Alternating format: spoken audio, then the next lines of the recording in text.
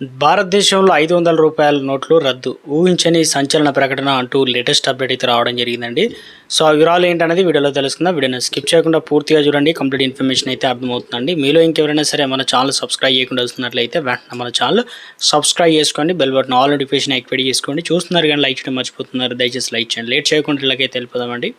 Telugu Desam party నిర్వహిస్తున్న మహానాడు నేడు అనగా నిన్న అంగరంగ వైభవంగా ప్రారంభమైంది కదా. కడప వేదిక జరుగుతున్న కార్యక్రమానికి రాష్ట్ర నలుమూలల నుంచి మాత్రమే కాకుండా తెలంగాణ దేశ విదేశాల నుంచి సైతం టీడీపీ నేతలు పెద్ద ఎత్తున తరలి వస్తున్నారు. ఈ సభా వేదికగా సీఎం చంద్రబాబు నాయుడు సంచలన వ్యాఖ్యలు చేశారు. దేశంలో పెద్ద నోట్లు అన్ని కూడా రద్దు చేయాలని కేంద్రాన్ని డిమాండ్ చేశారు.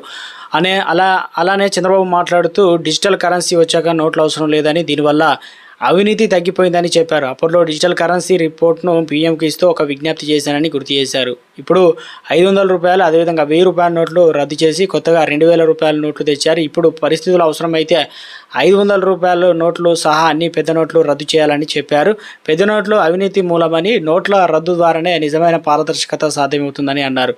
తెలుగుదేశం పార్టీకి 43 ఏళ్ల పోరాట చరిత్ర ఉందని, ఈ కాలంలో ఎన్నో కఠినమైన పరిస్థితులు ఎదుర్కొన్నామని, వైసీపీ పాలనలో జరిగిన హత్య రాజకీయాలు కక్ష సాధింపు రాష్ట్రాన్ని నాశనం చేశాయని చంద్రబాబు ఆరోపించారు. ఇక టీడీపీ కార్యకర్తలు అన్ని విధాల వేధింపులకు గురైనా జెండా దించకుండా పోరాడి ధైర్యంగా ప్రశంసించారు. మొత్తానికి ఈ రూ. 500 నోట్లు అనేది రద్దు చేయాలని కేంద్రానికి చెప్పడం కీలకంగా. సో ఇక త్వరలోనే ఏటీఎంలో కూడా సరిపడినంత రూ. 100 నోట్లు కూడా ఉంచాలని గతంలో రిజర్వ్ బ్యాంక్ చెప్పడం కేంద్రం నుంచి. ఇవన్నీ సూచనలు బట్టి త్వరలోనే రూ. 500 వాస్తవానికి నోట్లు రద్దు చేస్తారనే వార్తలు అయితే అప్డేట్స్ సోషల్ మీడియాలో అందుతున్నాయి.